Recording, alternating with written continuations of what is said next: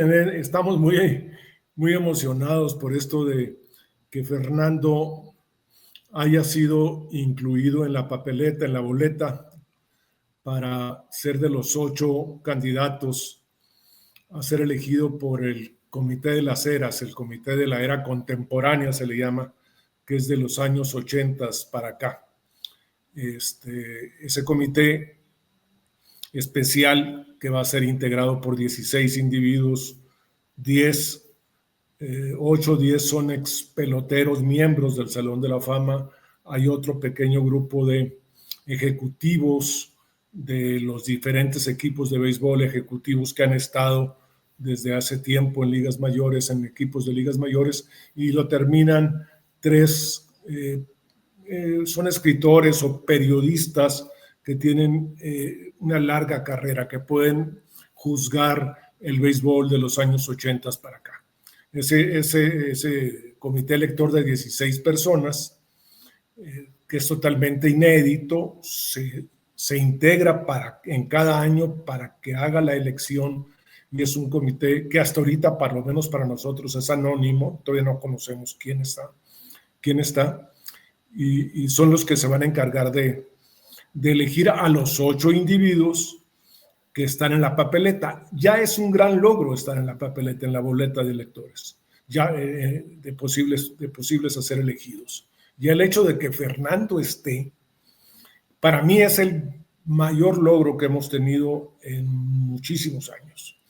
Y esto el comité nuestro fundó el 4 de agosto del 2020, en época de la pandemia. Nos juntamos un grupo de 50, 60 amigos, actualmente somos un poco más de 70, y que todos ligados al béisbol y en posiciones relativamente de buen nivel, para procurar reunir documentación, organizar documentación que soporte la candidatura de Fernando. Por un lado, por el lado estadístico, que es el más difícil, porque Fernando tiene unas estadísticas muy buenas los primeros 10 años y muy fallidas los últimos 8 años.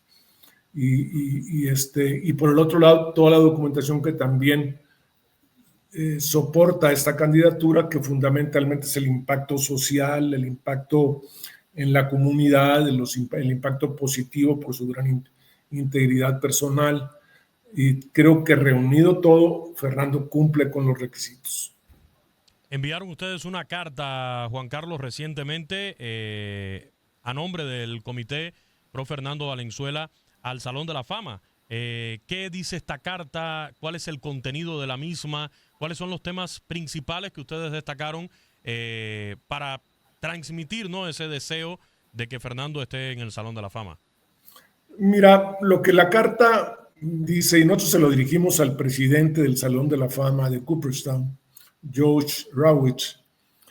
George es un muchacho, es una gente relativamente joven, inclusive trabajó para los Dodgers, y eso nos hace también tener una expectativa más positiva, porque conoció personalmente a Fernando George, y conoce el gran impacto que tiene Fernando todavía en la comunidad latina, mexicana de Estados Unidos y en el propio México. Josh habla buen español. La carta fue dirigida en inglés para que tenga un efecto multiplicador y pueda circular en el medio beisbolero de Estados Unidos y poder de alguna manera influenciar positivamente en crear un contexto, un ambiente positivo para Fernando, ¿no? E igualmente hicimos público, creo que tú lo tienes, el hashtag, Luis, para sí, que si es posible que lo pudieras poner físicamente en la pantalla, sería muy positivo, porque ahí se puede comenzar a conjuntar muchísimas de las opiniones que se van a vertir alrededor de la candidatura de Fernando. La mayoría muy positivas. O sea, ¿qué se le dice al presidente del Salón de la Fama? Se le dice que atrás de Fernando está un país. atrás de Fernando está una comunidad beisbolera muy activa, conocedora, que no solicitamos el ingreso de Fernando de manera gratuita sino que soportamos en base a los requisitos que presenta el Salón de la Fama, que Fernando es un candidato de excelencia. La verdad es que Fernando Valenzuela es de los peloteros más influyentes desde el punto de vista social, comunidad, que ha habido en el béisbol, de los más influyentes en toda la historia. En la manera en que él irrumpe en el 1980-81 y cómo concilia la comunidad latinoamericana, la comunidad mexicana de Los Ángeles con los Dodgers, cómo trasciende su personalidad mucho más allá que los propios campos de juego. Por ejemplo, ahorita el Business Sports Journal de Estados Unidos y de Los Ángeles certifica que la asistencia de los Dodgers, que es la mayor de ligas mayores, son más de 4 millones de asistentes, tuvo el campeón mundial. De esa asistencia, el 55% de esa asistencia es de la comunidad latinoamericana. Entonces, ahí podremos ver esa herencia que viene desde el 81 con Fernando. Antes de Fernando, la comunidad latinoamericana estaba divorciada de los Dodgers por todo lo que sucedió en el barrio de Charles Robin cuando se hizo el Dodger Stadium y se desalojaron cientos de casas de mexicanos. La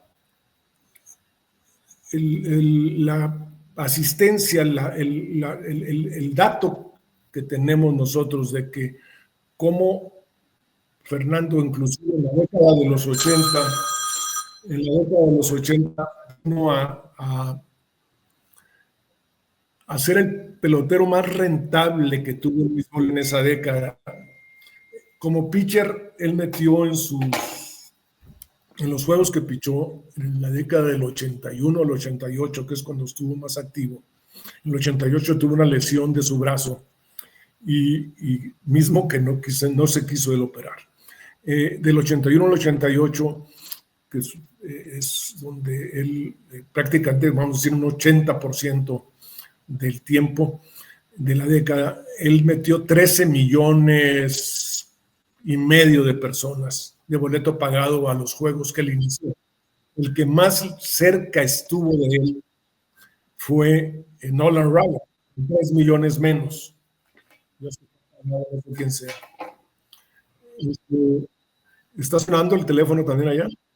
No, no se preocupe, ahí se escucha, okay. Pero no se preocupe, Juan Carlos, no se preocupe. No, la verdad, y Beto también lo estábamos comentando aquí al inicio del programa y desde el lunes, Beto, con este tema de Fernando Valenzuela. A ver, son varios nombres los que están en la boleta y era algo que decíamos también, es una boleta por el Comité de la Era Moderna que hay que entender, son hasta incluso más exigentes que los periodistas, los escritores que votan inicialmente, porque el caso específico de Roger Clemens y de Barry Bonds, que llegaron a obtener más del 60% en las boletas tradicionales, en el proceso normal, acá en este Comité de la Era Moderna ya en su momento recibieron un 3% de los votos. O sea, estamos hablando que no es fácil lo que se viene. Nosotros el año pasado lo vivimos con el Beto aquí, con el tema de Luis Tiant, lo comentamos, el cubano Luis Tiant, que lamentablemente después de fallecido tampoco fue electo y que es otro de los que debería estar ahí en el Salón de la Fama. Definitivamente. Entró Tony Oliva. Tony Oliva logró entrar. Y otra de las características, Luis y Beto, que tiene esta selección vía el comité contemporáneo que se le llama, es que para mí me gusta el hecho de que no sean exclusivamente escritores. Los escritores son muchas veces gente joven que no vivió aquella época, gente que recuerda más los últimos años de Fernando, que no fueron los mejores. En cambio, el grupo estos de 16 personas que integran este comité elector, que se va apenas a integrar, generalmente tiene una sensibilidad, porque son muchos jugadores, Sí. que tienen una sensibilidad diferente, y son directivos también de los equipos que tienen una sensibilidad diferente.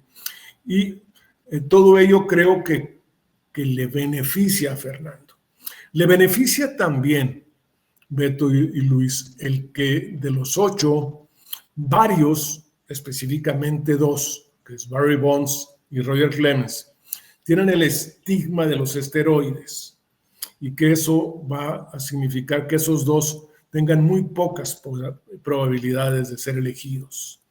Yo considero que los grandes competidores en este caso de Fernando son Carlos Delgado, el puertorriqueño, y Don Mattingly, el primera base de los Yankees. Carlos hay que recordar, perdón Juan Carlos, lo comentábamos aquí, en este proceso los electores pueden votar por 3.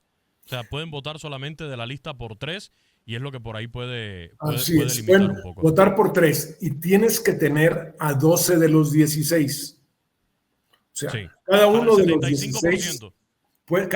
16 puede incluir a 3 nombres, claro, de los 8, y resultan ganadores los que tengan 12 o más votos de los 16.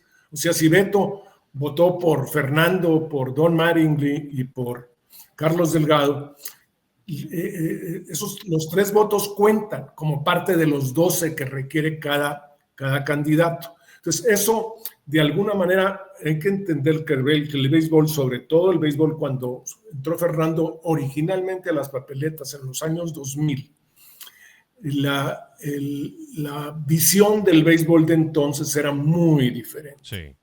En este momento hay una visión mucho más holística, mucho más integral. Y lo que logró Fernando, por ejemplo, en juegos completos, que ahorita nadie entiende. Nos escandalizamos con Yamamoto ahora. Hazte de cuenta. Y era algo que en aquel tiempo era lo que hizo Yamamoto. Yamamoto, sí, el día que ganó el 7º juego, ese día fue el cumpleaños 65 de Fernando.